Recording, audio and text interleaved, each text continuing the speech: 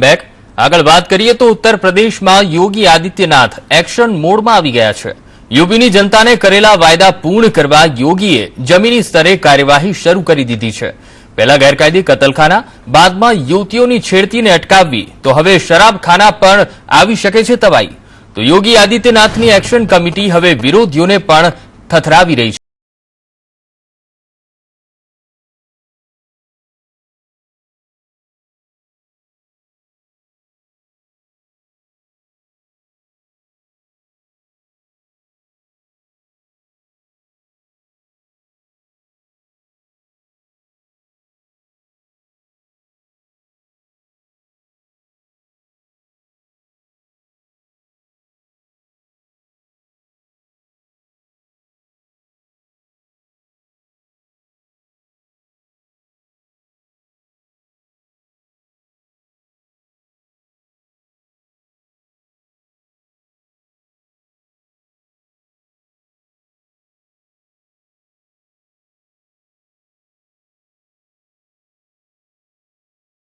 UP ने dry state बनावવાની રણનીતિ।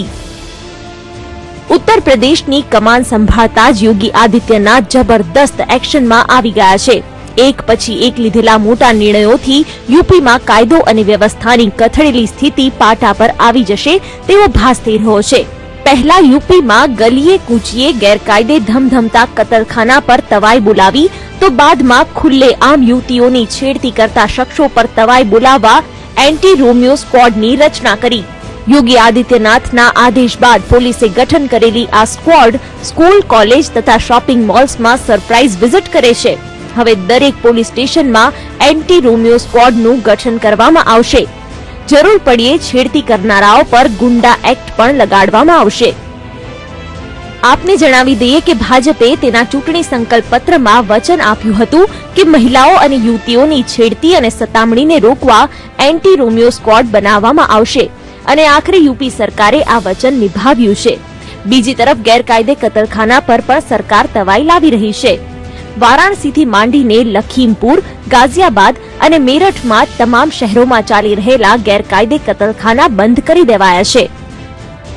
બીજી તરફ યુપીમાં ચૂંટણી મુદ્દો રહેલા તોફાનો હવે શાંત કરવાના પણ યોગીએ પ્રણ લીધા છે।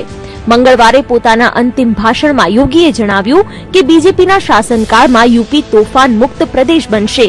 પાછલા 5 વર્ષમાં યુપીમાં 400 થી વધુ તોફાનો થયા છે, પરંતુ ગોરખપુરમાં એક પણ આવી ઘટના બની નથી। અમે યુપીને ગોરખપુર બનાવી દેશું।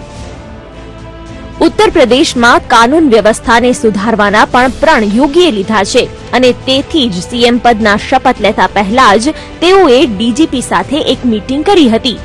આ મીટિંગમાં યોગીએ ડીજીપીને કાયદા વ્યવસ્થાની સ્થિતિ પર લગામ લગાવવાની તાકીદ કરી હતી।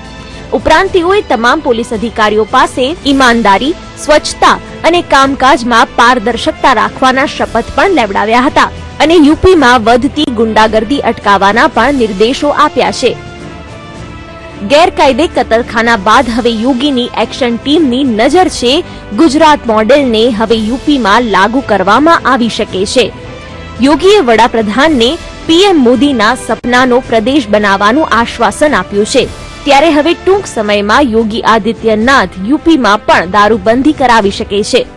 મહત્વનું છે કે ગુજરાતમાં દારૂબંધી પરથી જ પ્રેરણા લઈને બિહારના સીએમ નીતિશ કુમારે બિહારમાં દારૂબંધી કરી દીધી છે। આ તરફ ગેરકાયદેસર ખોદકામ પર પણ યોગી આદિત્યનાથ ટૂંક સમયમાં લાલ આંખ કરી શકે છે। છેલ્લા ઘણા સમયથી યુપીમાં ગેરકાયદેસર ખોદકામની ઘટનાઓ જબરદસ્ત વધી રહી છે। અખિલેશ સરકારના મંત્રી ગાયત્રી પ્રજાપતિ પણ આ કૌભાંડમાં ફસાયેલા છે, ત્યારે આવી ઘટનાઓને રોકવા યોગી એક ટીમની પણ રચના કરી શકે છે। તો આ તરફ યોગી આદિત્યનાથે અન્ય એવા પણ નિર્ણાયક પગલાં ભરવા તરફ આગળ વધી રહ્યા છે કે જેનાથી સમગ્ર યુપીની છબી ખરાબ થઈ રહી હતી। જી હા, યોગીએ તમામ સરકારી ઓફિસોમાં ગુટખા, પાન અને પ્લાસ્ટિકના ઉપયોગ પર પ્રતિબંધ લાદી દીધો છે। યોગીએ તમામ અધિકારીઓને સંપૂર્ણ રાજ્યની ઓફિસોમાં લાગુ થયેલા નવા નિયમોનું તાકીદે અમલ થાય તેની જવાબદારી પણ સોંપી દીધી છે, અને કોઈ પણ સરકારી ઓફિસોમાં જો કર્મચારી આ પ્રતિબંધિત વસ્તુઓનો ઉપયોગ કરતો જણાશે તો તે દંડપાત્ર પણ બનશે તેવા પણ નિર્દેશો જાહેર કરાયા છે। ઉત્તર પ્રદેશના મુખ્યમંત્રી Yogi Adityanath full on action મૂડમાં જોવા મળી રહ્યા છે અને સરકારી રજાને લઈ યોગી આદિત્યનાથે વિરોધ વ્યક્ત કર્યો છે. આદિત્યનાથે કહ્યું કે મહાપુરુષોના નામે રજાઓ હવે બંધ થવી જોઈએ. મહાપુરુષોના નિર્વાણ દિને તો વધારે કામ કરી શાળાઓમાં ખાસ કાર્યક્રમો યોજી વિદ્યાર્થીઓને તેમના અંગે માહિતગાર કરવા જોઈએ. महापुरुषों के नाम पर छुट्टी की परंपरा बंद करके उस दिन विद्यालय चलाइए. 1 घंटे 2 घंटे का विशेष कार्यक्रम उस महापुरुष के नाम पर करिए, जिससे लोग इस बात से प्रेरित हो सके, जान सके हमारी परंपरा क्या थी, कौन थे डॉक्टर बाबा साहब भीमराव अंबेडकर, किन परिस्थितियों में निकले थे, कैसे उन्होंने इतनी उच्च शिक्षा प्राप्त कर ली. ઉત્તર પ્રદેશને વડાપ્રધાનના સપનાનો પ્રદેશ બનાવવા યોગી આદિત્યનાથ યુપીની કાયાપલટમાં લાગી ગયા છે. તેમની મહેનત યુપીની જનતાને પણ ગમી રહી છે, ત્યારે હવે તે કહેવામાં બિલકુલ બેમત નથી કે મજબૂત અને તાકાતવર સીએમની રેસમાં તેઓ અવ્વલ રહેશે. બ્યુરો રિપોર્ટ, સંદેશ ન્યૂઝ.